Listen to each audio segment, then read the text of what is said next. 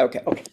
so I think Right. we are recording. So once again, welcome everyone. Thanks for tuning in. My name is Ashley Dawson, and I am a professor at the City University of New York and one of the co-founders of the Public Power Observatory, which is sponsoring today's meeting. And I'm also an activist with Public Power New York, the campaign for energy democracy and just energy transition here in New York State. So I'm very pleased to be able to welcome MV Ramana to this meeting today. Um, Ramana, which is what MV Ramana goes by, is professor and Simons Chair in Disarmament, Global and Human Security at the School of Public Policy and Global Affairs at the University of British Columbia. He's also the graduate program director of the Master in Public Policy and Global Affairs program there at UBC. His research interests are in the broad areas of international security and energy supply, with a particular focus on topics related to nuclear energy and fissile materials that can potentially be used to make nuclear weapons. He has an expertise in the technical questions, but also brings an interdisciplinary lens to address relevant policy questions related to security and energy issues. And he is the author of the recent book, Nuclear is Not the Solution: The Folly of Atomic Power in the Age of Climate Change, which was out earlier this year from Verso Books, and which I think gives you a bit of a sense of the tenor of today's presentation. So I will turn things over to you, Ramana. Thank you once again for agreeing to be part of our meeting today. And we'll have your presentation, and then I'll ask you a couple of questions, and then after that, we'll take some questions from people who've tuned in. Okay, Great. over to you. Thank you so much, Ashley. It's a great pleasure to be joining you all. I am, as is usual here, I will start by acknowledging that I am located on the traditional, ancestral, and unceded territories of the Musqueam people who have called this area home for thousands and thousands of years, and I'm privileged to be living and working here. Can you all see my screen? Yeah, great. Thank you. Okay, so what I'm going to do is to give so the sort of prompt for this event from Ashley was a set of announcements about companies like Google and Amazon with nuclear energy projects of different kinds. And what do I think about it? Is this going to be a new wave of nuclear energy construction and so on? And I've written a little bit about it in this article that I sort of put out there in Counterpunch. Um, but I'm not going to sort of use slides to talk about that. I'll discuss this issue of these big tech companies and what they are doing with nuclear energy more at the end of the presentation during the Q&A session. But I'm going to use my slides to just give you a sense of the lay of the land of nuclear power. Where are we? What are the sort of challenges with it and things of that sort, rather than sort of go into the big tech companies. Okay, so the push by these companies and more generally the discussion about nuclear energy as a solution to climate change is part of this um, dual strategy or dual discourses that you see in mainstream media and other mainstream fora about how climate change is portrayed both as a grave danger, which it is, and but simultaneously also be told that we can solve the problem using some technology. Okay, it could be nuclear power, it could be renewables, it could be some other magic technology, and that's, I think, the way that mainstream media typically talk about it. And nuclear energy is very much part of that narrative. But if you look at where we are with nuclear energy, the situation or the what one should not sort of think about nuclear energy as a solution to climate change. Um, the sort of the simple way to sort of characterize where we are with nuclear power around the world is that there has been very little construction of nuclear power plants for over 3 decades. The vast majority of the plants are roughly about 400 odd nuclear reactors around the world that are operating at any given time. And that number has stayed pretty constant for about 3 decades. The best prior to that, there was a sort of two big waves of construction. One can think of that as the first big wave was in the 1970s, and that was mostly in the United States. And then the second big wave was in Western Europe and some other places. And that ended basically by around the peak of the construction and when reactors were connected to the electricity grid was in 1984 and 1985. And then as this graph shows, there's a sharp fall off. And the fall off was because, in part, a reaction to increasing costs of nuclear power, but also in 1986 was when the Chernobyl accident occurred, and that contaminated large parts of Western Europe and with radioactive materials, leading to a shift in public opinion about that. Since then, what we have seen is some years when more nuclear power plants have been taken off the grid than actually been added to it, and that's the reason why the total sort of remains more or less the same. The other thing you should note about nuclear reactors is that construction is a very long process. It takes of the order of about 10 years between the time when you start pouring concrete into the ground to start constructing a nuclear plant to the point where it starts delivering electricity to the grid. And so even if there is some amount of construction starting at any given time, it will take a long time before actually the electricity is delivered to the grid. So I live in the province of British Columbia in Vancouver, in Canada, and we have no nuclear reactors here.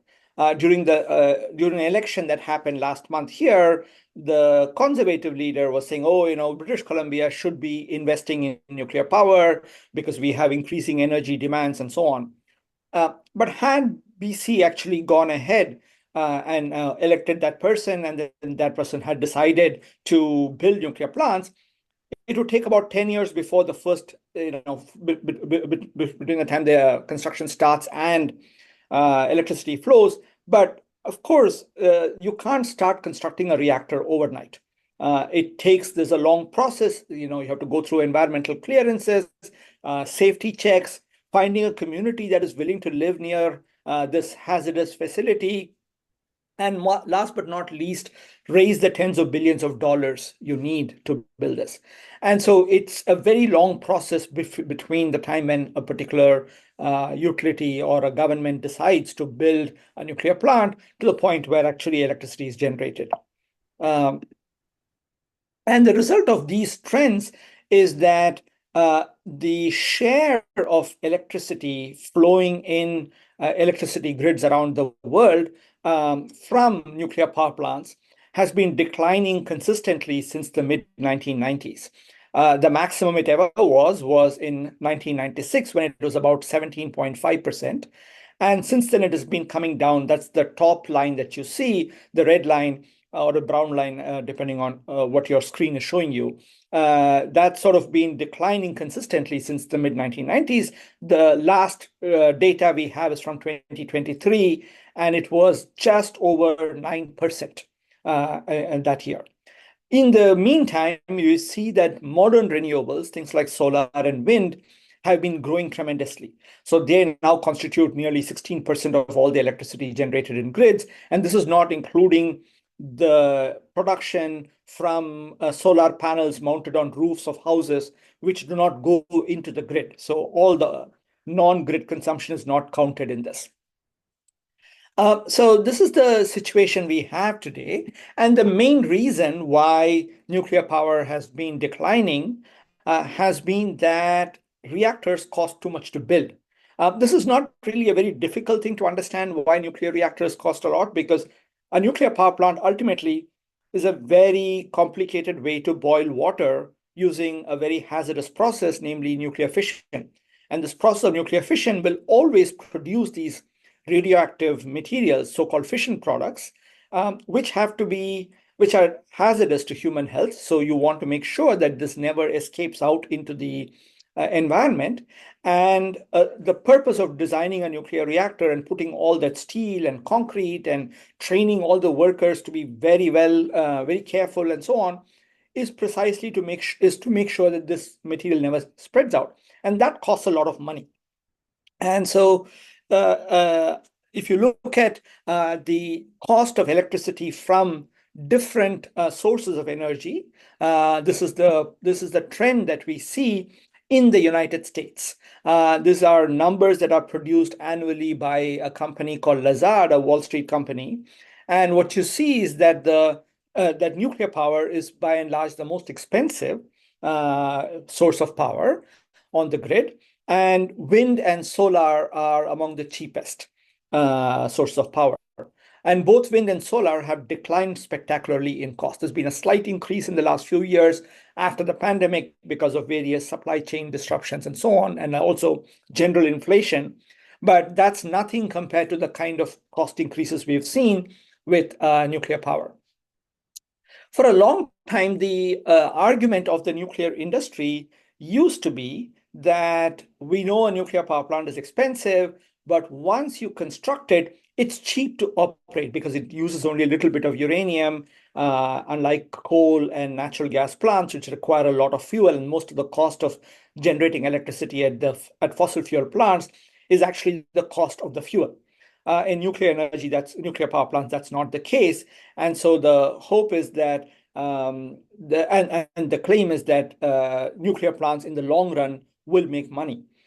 And that, oops, where did that go? Yeah. So that narrative kind of came unstuck in the last few years, and the last decade or so, because of two reasons. One is the cost of operating a nuclear plant sort of increases as the reactor becomes older, because various parts have to be replaced.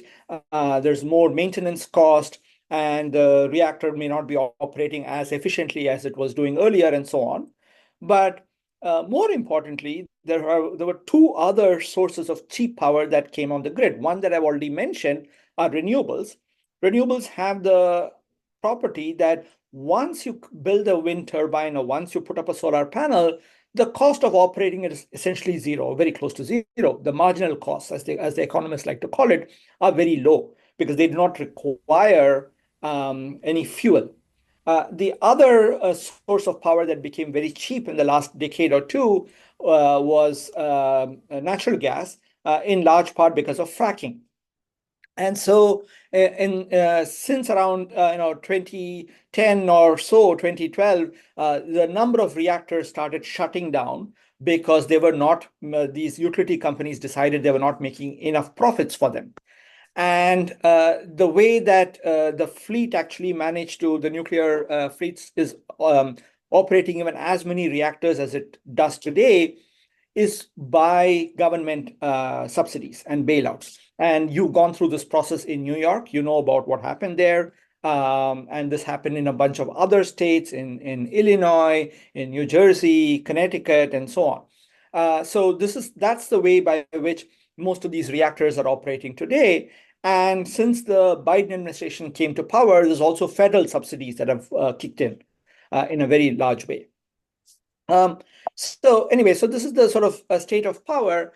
And the nuclear industry's typical answer to this is to say, well, this is all problems of old nuclear reactor designs, but there are a new set of nuclear reactor designs that are going to change this picture. And somehow everything is going to be all right from now on.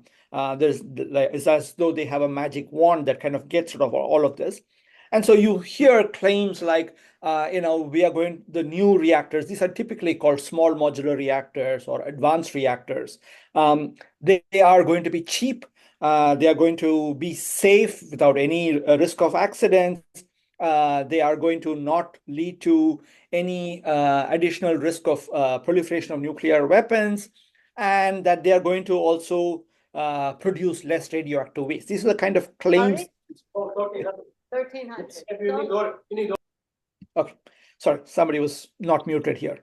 Anyway, so these are the kind of claims that you see, and if you actually look into what all of these reactors designers are saying and what their designs involve, my former colleague Zia Mian and I sort of looked at a bunch of reactors, and what we found was that it is impossible for a single nuclear reactor design to meet all these priorities, right?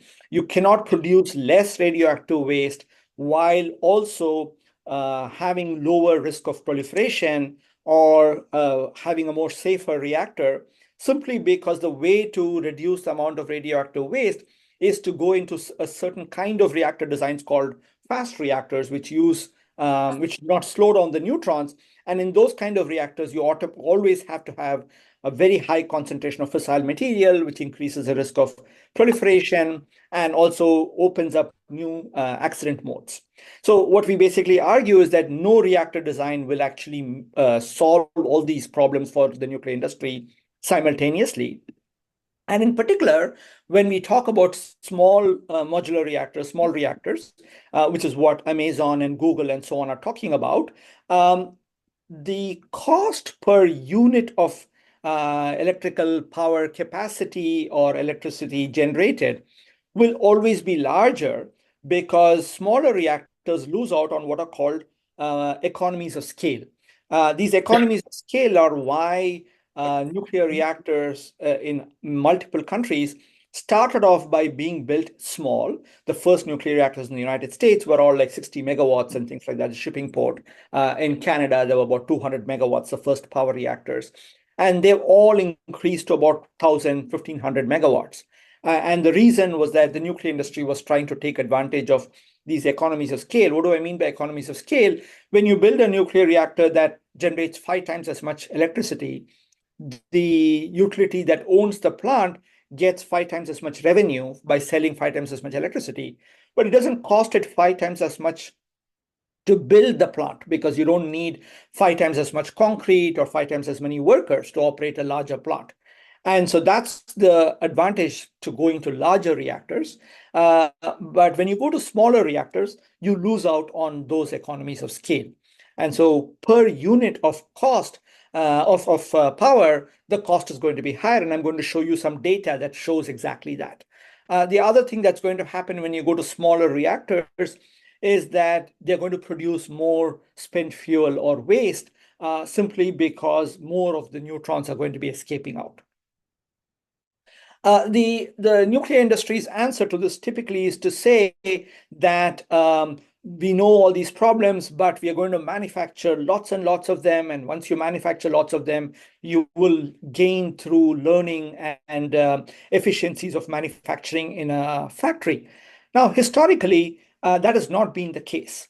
If you look at the two countries with the most nuclear plants, the United States and France, China is also up there, but we have very little transparent or believable data about Chinese nuclear costs. So if you look at the United States and France, costs have actually gone up at a fleet-wide level rather than coming down.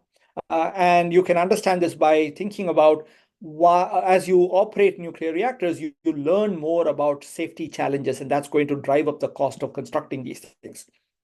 And the other thing to note is that even if there was going to be learning, you would have to build hundreds of these reactors, possibly, before you can actually try to lower the cost to the point where it is competitive with large reactors. So only when you build several hundred small reactors would you come in comparative cost. Will the cost become comparable to that of large reactors? But I've already explained to you that large reactors are about 4 to 5 times as expensive for generating electricity than renewables. So there is no way that small modular reactors are going to be cost competitive. Okay? And we see this in the kind of examples we have from small reactors that have been constructed or are under construction around the world, in Argentina, in China, and most importantly, in the United States. The leading SMR design in the United States is called NuScale. And NuScale had proposed a project to be where it was selling power to a number of municipal utilities in the Southwest, primarily in Utah. And the cost of that project grows from about $4.3 billion initially, as estimated in 2018, to $9.3 billion by 2023, even before construction started. And at that point, it was more than 250% the cost of the already very expensive reactors that were constructed in Georgia, the so-called Vogtle plants that came online earlier this year. And so there is no way that small modular reactors are going to be economically competitive with large reactors. Okay, now I sort of turn a little bit to the question of whether we should be using nuclear power to deal with climate change. And as Ashley mentioned, I've been very transparent, or at least Verso's choice of title makes it very clear what my position is. And I don't think it is going to be a solution. There are a sort of set of reasons why, if it even if it could be a solution, it's not a desirable way to deal with climate change. The first is that, as we all know, nuclear energy is capable of severe accidents. We saw that in the case of Fukushima, in Chernobyl, and there are good sort of theoretical reasons. And the person who did the most to clarify those reasons was a sociologist called Charles Perrow, who died a few years ago. And what Perrow pointed out is that these kind of technologies, it's very hard to envision all possible ways by which the system can have an accident. And therefore, you cannot set up safety systems to protect, because you don't know what kind of an accident is going to happen. And therefore, any kind of claim that, the probability of an accident is one part in a billion years or something of that sort is meaningless, because you really cannot have the confidence. There is always going to be an enormous amount of uncertainty in this. And we've seen this in actual accidents which have happened, that it's just impossible to have foreseen how this accident happened before the event actually happened. And this is actually going to be a more of a problem going forward, precisely because of the problem of climate change. One of the results of the ongoing climate change has been severe weather events, and these weather events are extremely challenging. One result has been that, especially in Western Europe, a large number of nuclear plants source their cooling water from rivers and lakes, and the temperature in these rivers and lakes becomes too high, forcing the operators to shut down the plant because they cannot cool the reactor. And you also have seen examples of damage to reactors because of severe weather events.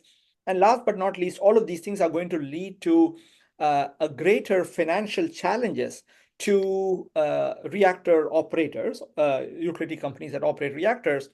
And that means that they're going to have less money to spend on maintenance, on repairs, on adequate downtime, which again increases the risk of accidents. The second property is that nuclear energy is closely linked to nuclear weapons, and I can explain why that is in the Q&A if people are interested. But in terms of small reactors, what one should remember is that even a reactor that generates only a small amount of electricity will require enough uranium enrichment capacity and produce enough plutonium to make of the order of about 10 weapons every year. And so a small reactor also gives a country quite a lot of capacity to make nuclear weapons, and this is something which we should be concerned about. The third undesirable property of nuclear reactors is that nuclear reactors will always produce radioactive wastes.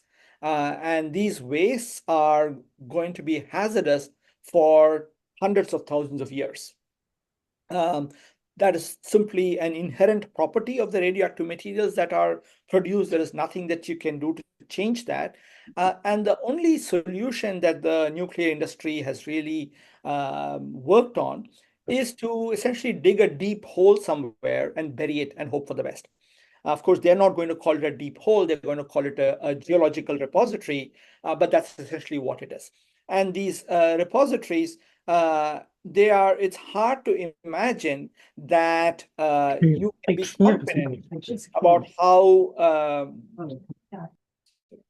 how safe this is going to be for the hundreds of thousands of years that they have to be holding the waste inside, especially given the fact that the one or two experimental sort of or prototype demonstration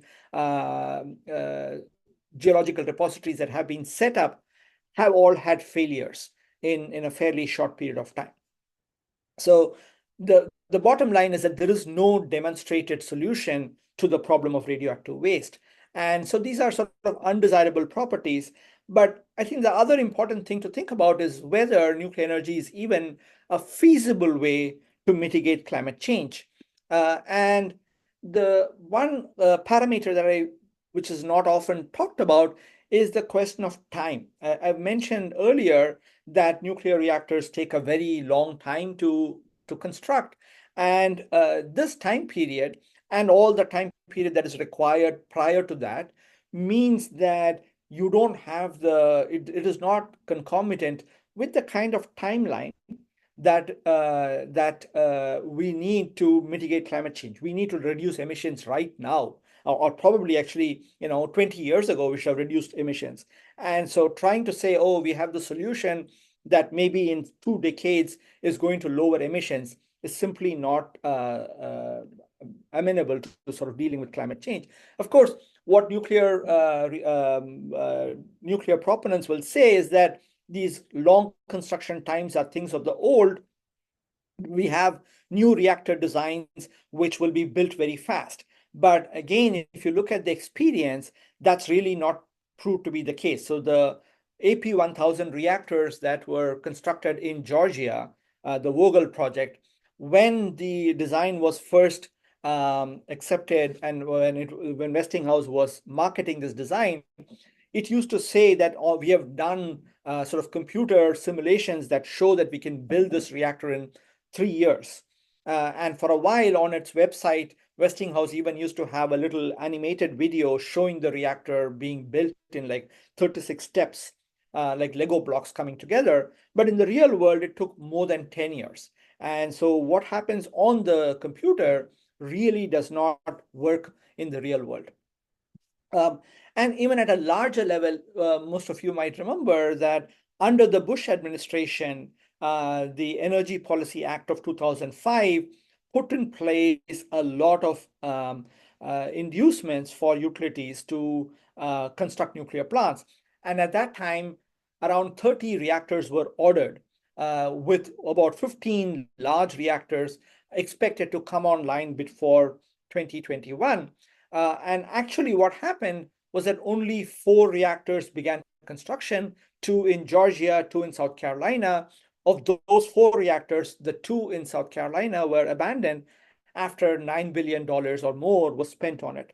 And the people of South Carolina are still paying for that because in both Georgia and South Carolina, what allowed the reactor construction to move forward was that the state legislature allowed the utilities to charge customers not for electricity, but for the building costs ahead of actually building the reactor and producing electricity. And that's why in South Carolina, the people are paying for reactors which never got constructed fully.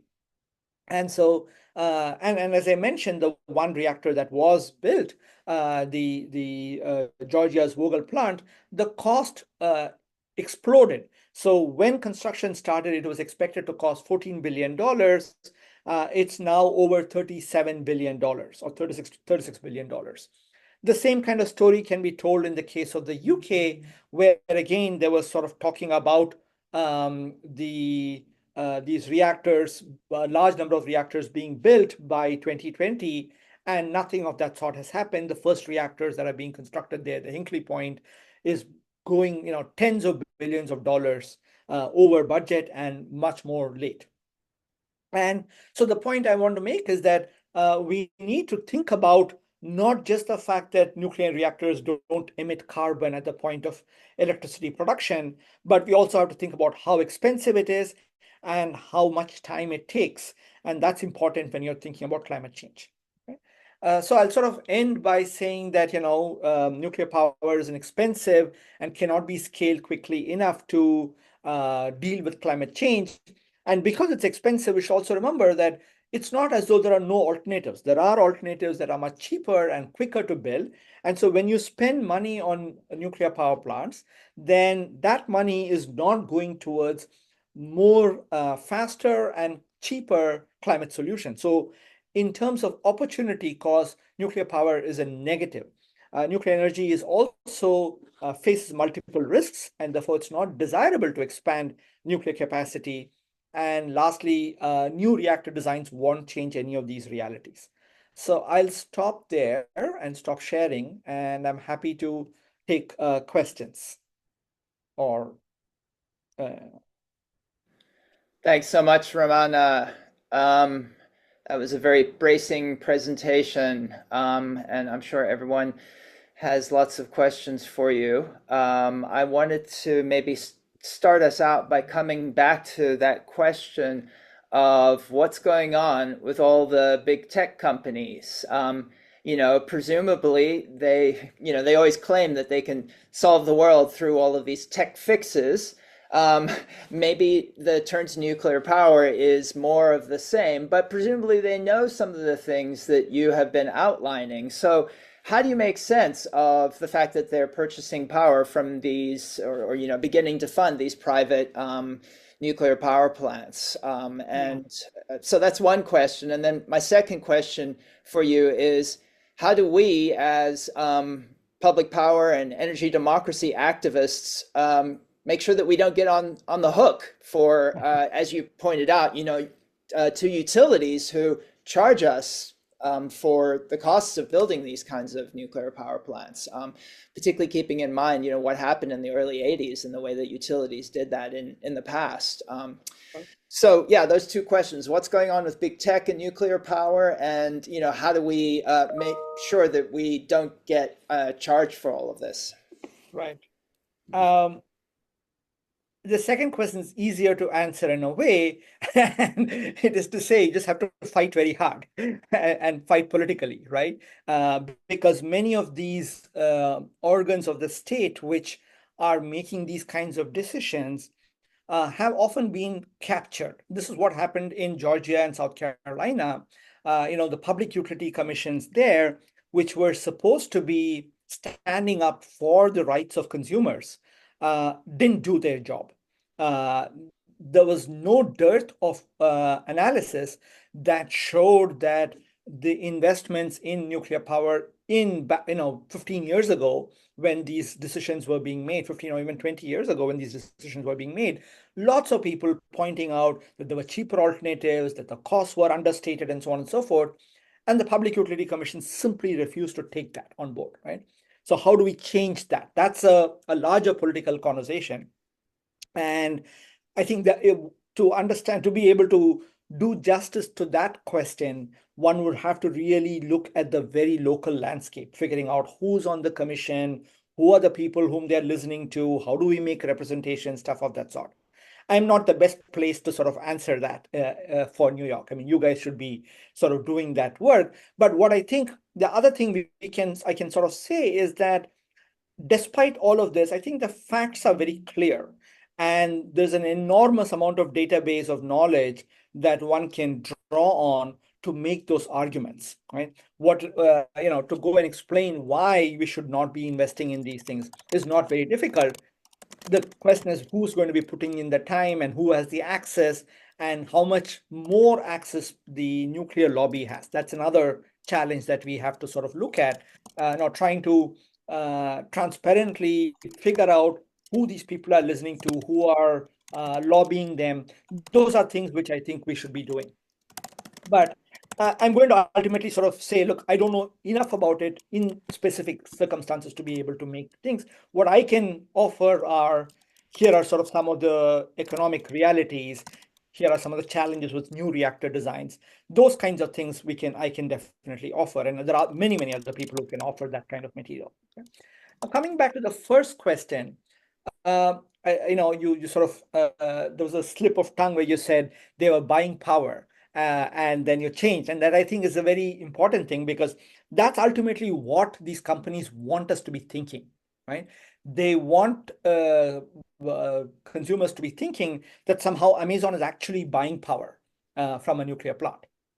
Now, in one case, it is kind of true that Amazon did enter into some kind of an agreement where they were going to go behind the meter and buy, but that's a very small part, right? The more sort of media coverage has been on their supposed investment in these new small modular reactor designs. And on that, we know very little. We only know what their PR people have put out. And their claim is they were going to invest so Amazon says they're going to invest some part of a $500 million funding round for this company called X Energy, right? And let's even assume it's all of the $500 million that they're going to be buying. Now, what do we need to know about these things? The first thing to note is that X Energy is very far from being able to start construction. It does not have a reactor design that has actually been approved by the Nuclear Regulatory Commission. It is not even put in an application. Okay? And it's probably not put in an application because its design is nowhere near ready for being scrutinized by a regulator. Any good regulator, and we can debate about how good the Nuclear Regulatory Commission is right now, because it's been an extremely political process. They've been pushed back by Congress to try and ease their regulations, but that's a separate point. But even otherwise, even under these circumstances, the NRC will ask them a lot of questions. And I don't think X Energy or this other entity that Google is investing in, so-called Kairos, they are no position to be able to answer those questions. And the questions they might be asking is, what happens if there's an earthquake? What happens if a worker makes this mistake? What happens if there is a manufacturing defect in one of your equipment? All those kinds of questions.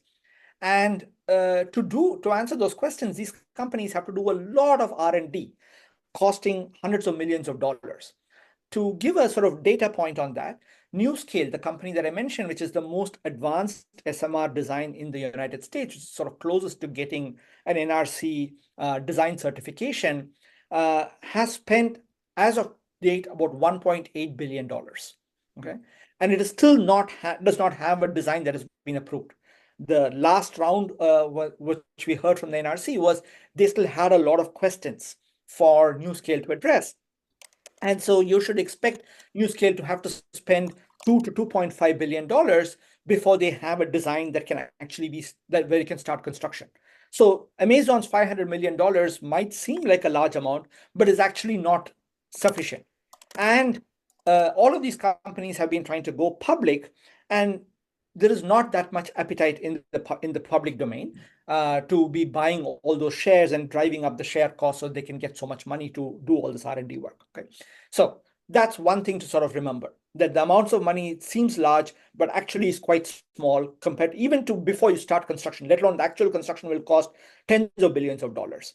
Now, Amazon and Google have that kind of money, but they're not investing that kind of money. Microsoft has that money. Bill Gates has a company called TerraPower that he started in 2006.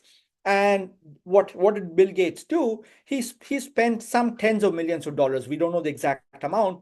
But then the moment he spends a little bit of money, he flies to Washington, D.C., he flies to Beijing and says, please give me public money, right? And the US Department of Energy has given them tens of millions of dollars in grants and have promised them up to $2 billion to construct the plant that has been proposed for Wyoming. The challenge is that the plant cost estimate, on paper, forget about the actual numbers when you start construction, are upwards of $10 billion. So even if the DOE is going to give $2 billion, somebody has to put $8 billion. Now, Bill Gates has the I mean, has enough money in his bank to be able to give it without blinking an eye, but he doesn't do that, right? And that's exactly what you see in all of these companies. So why are, Amazon and Google and so on doing this? I don't know why they were thinking about it, because I have not been inside their boardrooms when they're making these decisions. But I would suspect that they were looking at other companies, in particular cryptocurrency companies. If you remember, a few years ago, there was a lot of talk about how currency companies and data mining for cryptocurrency is using up huge amounts of energy, is leading to emissions that are larger than some countries, and so on and so forth. That's all negative press. The cryptocurrency bros didn't want to have any of that kind of stuff.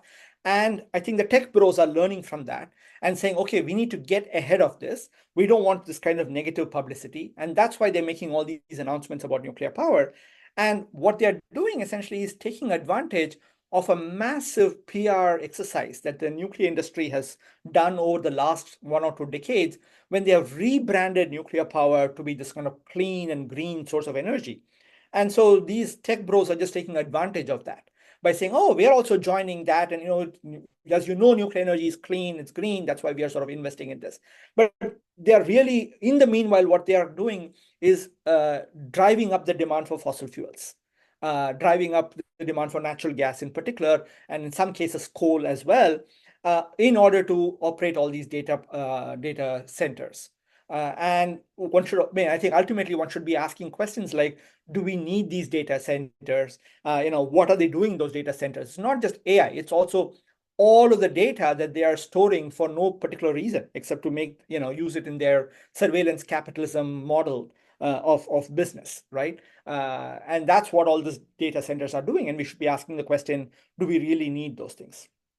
Anyway, I've sort of meandered on for too long, and I see other hands there. But Yeah, no, you that was a really fascinating response. Thank you so much. Yeah, as you can all tell, Ramana has a huge amount to say about even what appear to be the simplest questions. So if you could keep your questions short, it would be really great. We have, I think, two people with their hands up. First, Susan, and then Nancy. So, Susan, why don't you go first? Thank you. I'm so glad that I joined this webinar or this, Zoom meeting, because I'm part of a group now that reacted to the Governor Hochul's announcement in September at that energy summit about this NYSERDA blueprint. And we have a letter that went out from about 225 groups opposing nuclear. And we're trying to now ramp up an education process. And this is so helpful because everything you're saying are the arguments that we know are important. And we need to work together and get this out because of the PR that's coming from these companies. And I'm interested I thought the question that Ash asked was exactly the thing. These tech companies know, I mean, they're successful companies, and why they would invest in something when they know the facts that you're sharing with us, it doesn't make too much sense. Like, it really seems like PR more than the reality. And now I understand from what you're saying, that does help me to process it, but the regular people out there don't know any of that. So it sounds really good. It's like a shiny new object. SMR, oh, it must be small, it must be less polluting, it must be cheaper, it must make, cost of the energy. No, and the excuses they're making for doing it is to lower the cost for the consumer, which is totally the opposite.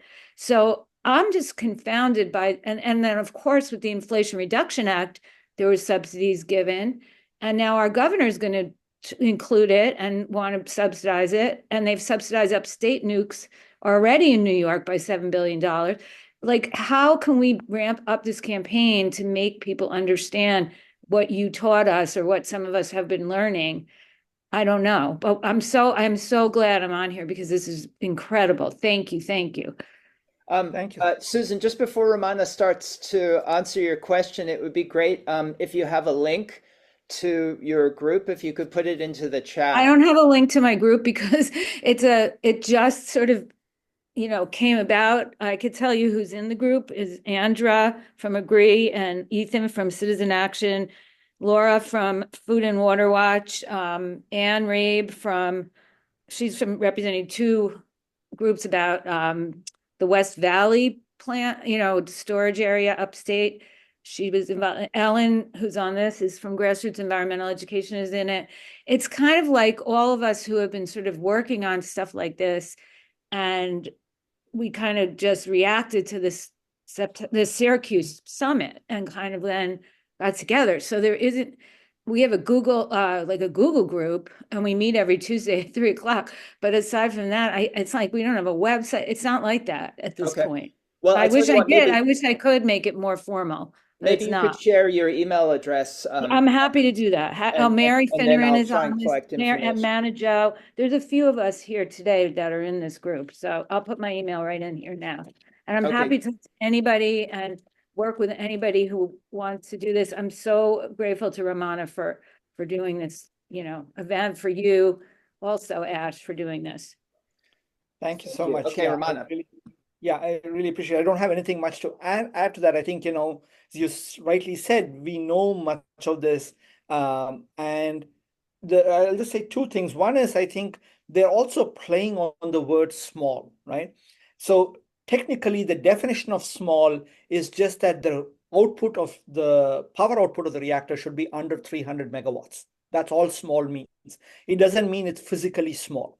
The size of a reactor depends on what kind of reactor design it is. Is it a light water reactor? Is it a high temperature gas cooled reactor? Is it a fast reactor? And each of those designs, some of them are going to be large, some of them are going to be small in terms of physical size.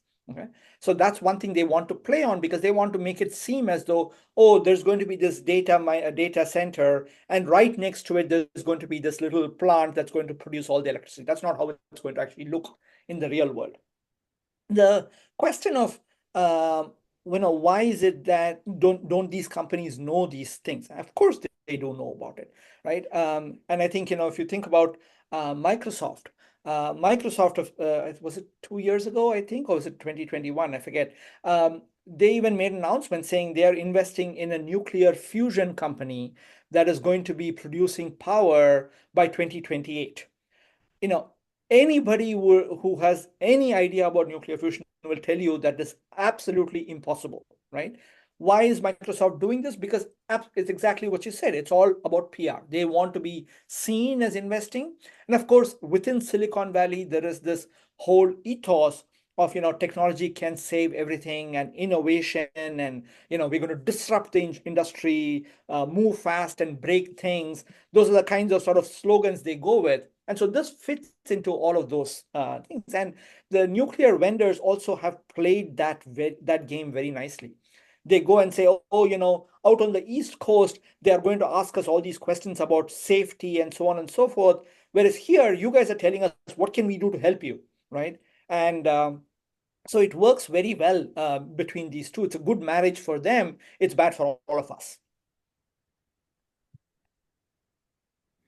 Okay, thanks so much. Yes, the tech fixes of Silicon Valley and the idea of moving fast and breaking things, pretty worrying when it comes to nuclear power. Okay, Nancy. Hi, thank you so much. This is so helpful.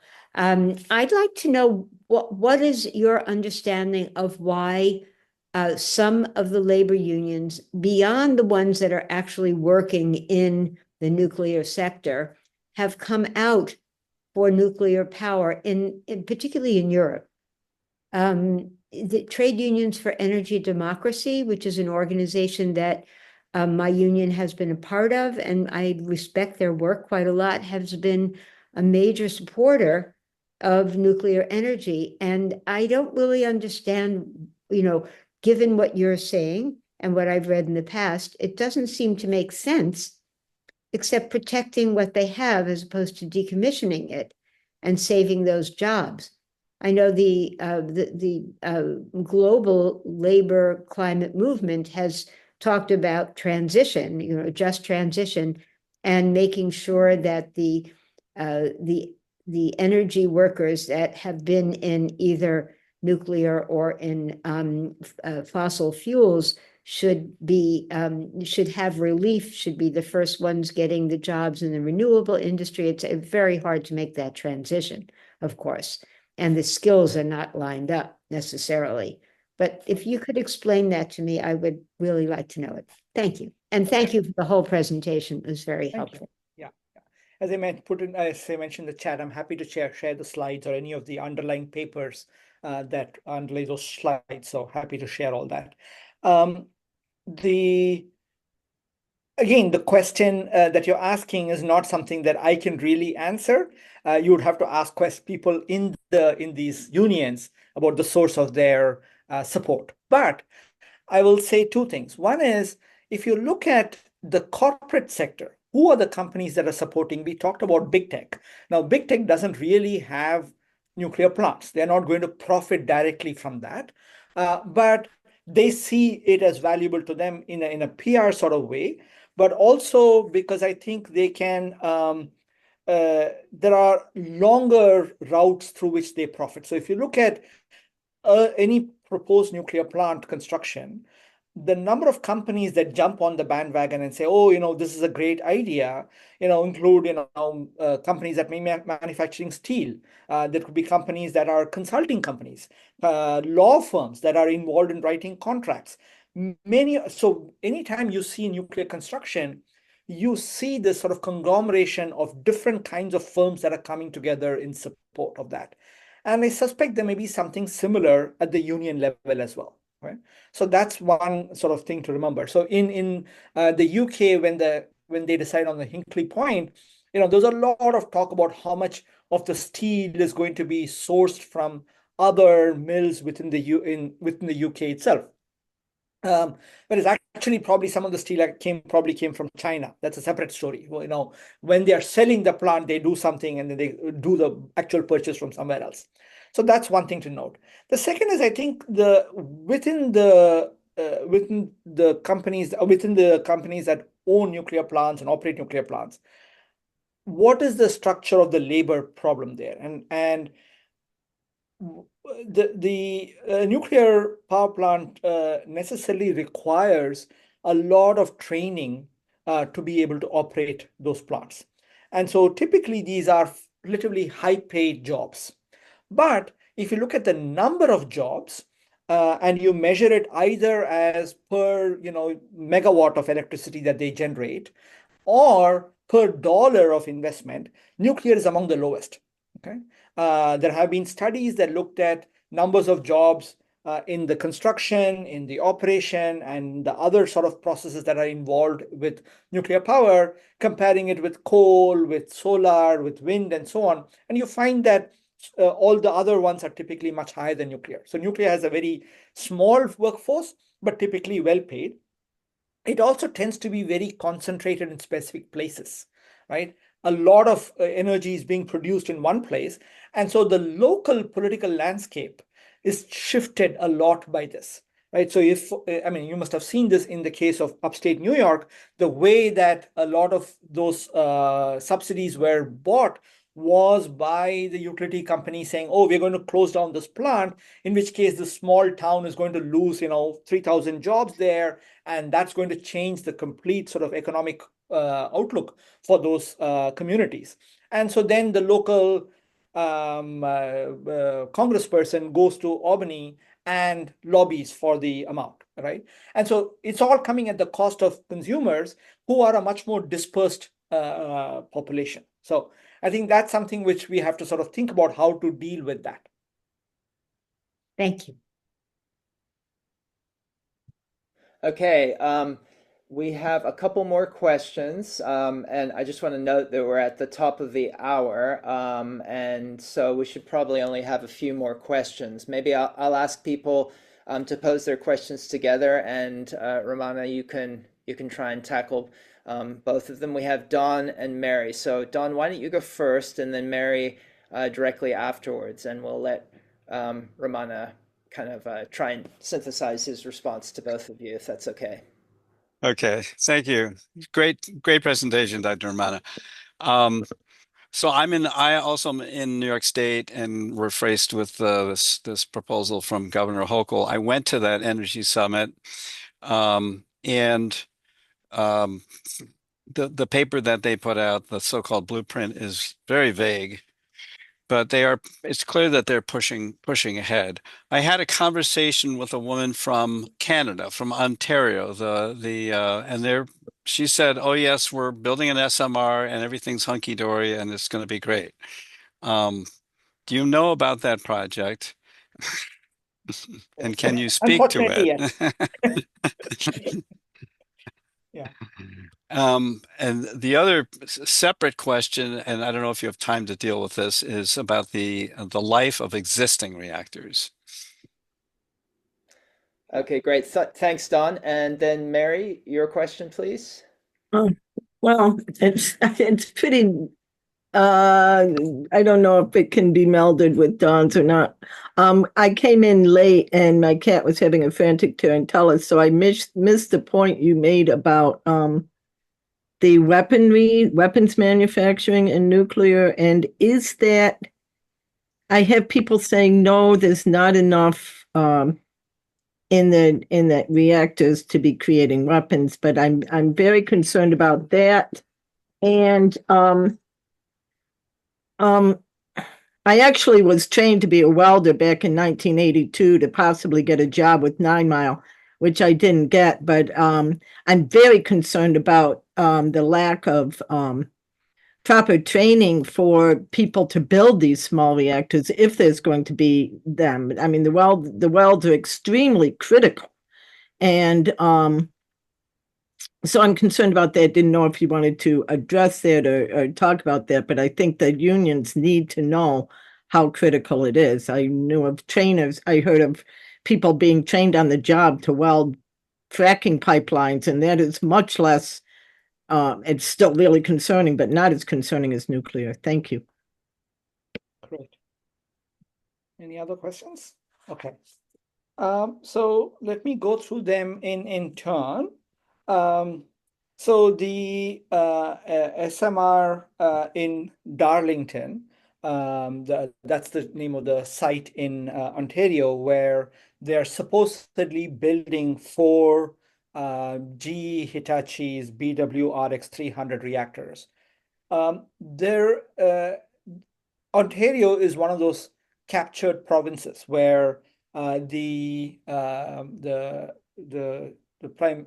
premier there, Doug Ford, and all his conservative party has basically kept the public completely out, essentially.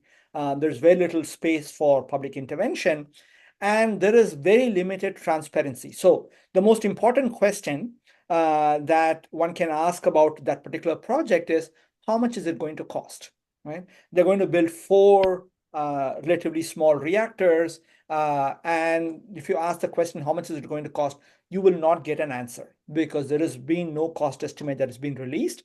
It's quite possible there's no cost estimate that's even been made inside the government, let alone put out. And so it's being driven purely sort of ideologically, because Canada would like to also, Canadian government and some political leaders would like to position Canada also as a leading nuclear power exporter, right? And so in order to be able to export reactors, they need to be able to construct within their country. And so there's a lot of support. And again, here the unions are very much in support because they have been employed in these CANDU reactors. All the CANDU, sorry, this is the reactor design that is built in Canada, Canadian deuterium uranium reactor. And the CANDU reactors are all being refurbished at the cost of tens of billions of dollars. And so there's a lot of jobs being created there. And so the unions are very much in support of that. And that translates into political support as well. So that's, I think, the very short answer. I'm happy to sort of talk more about it, but given the time, I'm going to quickly go through the other things. In terms of sort of the lifetime of existing reactors, I think the question to be asking questions to be asked are twofold. One is, how do we assure the safety of these reactors? Because if you're talking about really old reactors, there are going to be things which are there's going to be a lot of all the components inside the reactor are in a very high radiation, high heat environment. There is going to be some kind of deterioration. And in the cases of reactors that are close to shutdown, where these utilities have decided that they're going to be shut down, they typically don't even bother to do the necessary maintenance because they figure it's going to be shut down anyway. This is the case with the 3 Mile Island reactor unit that Microsoft wants to reopen. It's also the case with the Diablo Canyon nuclear plant in California, where there was actually an agreement between the environmentalists, the labor unions, and community groups to have a phased process through which it is going to be shut down. And eventually, Governor Newsom came and completely reversed it overnight. And he's been using his political power to go through with it, even though the costs for refurbishing it to restart it or to continue operations at it have really ballooned. The independent groups are now saying it's going to cost up to $12 billion. The utility itself says it's going to cost a little over $8 billion, much higher than what was initially sort of talked about. Okay? And so there is going to be a huge cost involved in restarting any of these reactors, and when reactors sort of come to the close to the end of their lifetime in order for continuing operations. And you have to ask the question, are those costs worth it when you're looking at much cheaper renewable prices? Okay. I'd also say nobody asked me this question, but one of the things that comes up routinely in their talking points is how can you rely on renewables? Renewables, only generate power when the wind is blowing, when the sun is shining. And I think this is a bogus argument, right? The people who are making these arguments are not doing because they're really concerned about the grid. They really want to make a pitch for either nuclear power or natural gas, right? So it's not that they're really interested in this. I don't have time to sort of go into how to deal with this, but there's a lot of work that shows that you can run a grid very reliably with renewables, and only renewables with backed up by some batteries, by demand side responses, by having a range of different kinds of renewables, et cetera, et cetera. So that's one thing. Okay, let me move on to the last couple of questions. One that Mary asked was about workers and welders in particular. This is a concern, and this is actually one reason why we are seeing all of these huge cost overruns. So the Vogtle plant I mentioned was supposed to be $14 billion. It rose to $37 billion. And a lot of this cost increase was because or at least some part of the cost increase was because the workers involved in manufacturing the components often did not meet the quality requirements. So they would make these components and they would fail tests. And so it had to be remanufactured, right? And so having qualified workers is extremely important for a nuclear plant. And it's not going to be easy to train people. It's a long process. And so there's a lot of investment involved in that. And it's also, in many cases, it can be a bottleneck because the way that the nuclear industry is telling us is that we're going to use this as a solution to climate change. If you try to quantify that and say, okay, if you think you're going to contribute to 10% of emission reductions from this, calculate how many plants have to be built, how fast they have to be built, you'll find that there is just not enough workers anywhere in the world to be able to build that kind of plants at that rate. Okay. And like I showed in the example, the highest rates were way back in the 1980s. We have never seen that kind of reactor construction rate for the last 40 years nearly. And so it's not going to be easy to do that kind of stuff. Okay, last thing I want to say is about the weapons connection, right? Now, all nuclear plants will produce plutonium. This plutonium can be used to make nuclear weapons. The United States probably will not do that because it already is sort of overflowing with plutonium. It does not need to do this. This material, what a nuclear reactor power plant produces, is a kind of plutonium that's usually called reactor grade. It has to do with the kind of isotopes that are produced inside a reactor. And it's usually different from the kind of plutonium that is produced in the plants in Hanford or in Savannah River in South Carolina. And so it's not designer material. But if you give this to a different country, let's say Saudi Arabia, get some of these reactors, can Saudi Arabia use the plutonium to make a nuclear weapon? Yes, of course, right? And the Department of Energy, which is in charge of the US's nuclear weapons, has told us very clearly that they have tested plutonium of different kinds and it works fine, okay? So that's one thing to note. The second thing to note here is while the nuclear industry usually says, oh, we have nothing to do with nuclear weapons, don't confuse nuclear energy and nuclear weapons, when they are under financial trouble, when they think that they need this argument, they will flip around and say the reason your governments should support nuclear power is precisely because it is connected to nuclear weapons, it's connected to the military. We saw that in 2017 when the Trump administration came to power in 2017.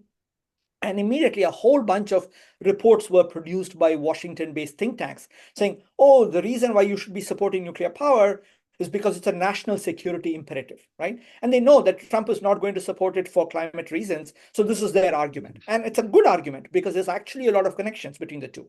And we saw the same thing happening in the UK when the UK the nuclear industry there said, you need to be supporting Hinkley Point C construction because you want to have people trained to also refurbish the Trident nuclear submarine there, right? So there are lots of these connections which get trotted out when they want subsidies.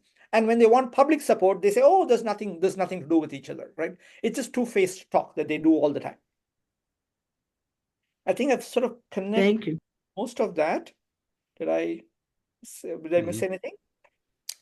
I don't think so, Ramana. Thank you so much. This has been such a wonderful and important presentation. Thank you for sharing all of your brilliance and yeah, for your important perspectives on what clearly is a kind of breaking wave, you know, in the midst of the struggle for public power here in New York, where we passed the Build Public Renewables Act, and we're trying to get our public authority, the New York Power Authority, to do what it is mandated to do now by law, which is to really build out a lot of nuclear. As you heard, the governor has convened a conference talking about nuclear power as well as modern renewables. So we're clearly got a big fight on our hands, and I think your perspectives have been so critical and important. So I can't thank you enough, and I think everyone else has already also expressed their gratitude and admiration for your work.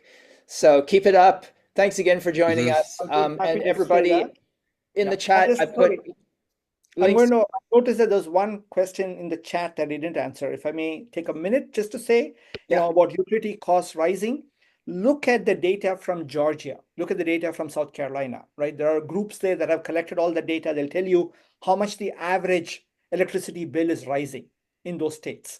You can use the data in whatever you're doing or working on, right? Yeah, thanks. And again, I mentioned this in my one question, but it's also useful to look at the history of utility nuclear power plant building in the US and the way that it led to a whole kind of revolt against public utilities, and in fact led to a lot of deregulation. So there wasn't a happy outcome of that kind of public revolt, but because it led to more sort of neoliberalism. But we have that history of massive cost overruns in relation to nuclear power plant manufacture in hand already, without even looking at what's happening at in the current moment. But anyway, yes, so thank you all for joining us. I'll just close off by saying again that I am the co-organizer and founder of the Public Power Observatory. I put our internet address in the chat, and the recording of this event will be posted there sometime in the next few days. And you'll also find on that website a whole series of interesting webinars that we've held in recent weeks about teaching an energy democracy syllabus that goes into a lot of detail.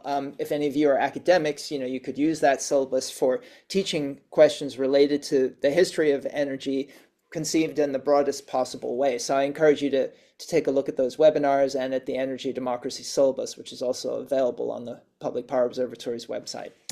Okay, thanks again. Can you also send it around, send the link around for the video? Thank you. I will definitely do that. I got all of your email addresses, so I'll definitely do that. Thanks very much. Thank you. Bye-bye. Okay, thank you.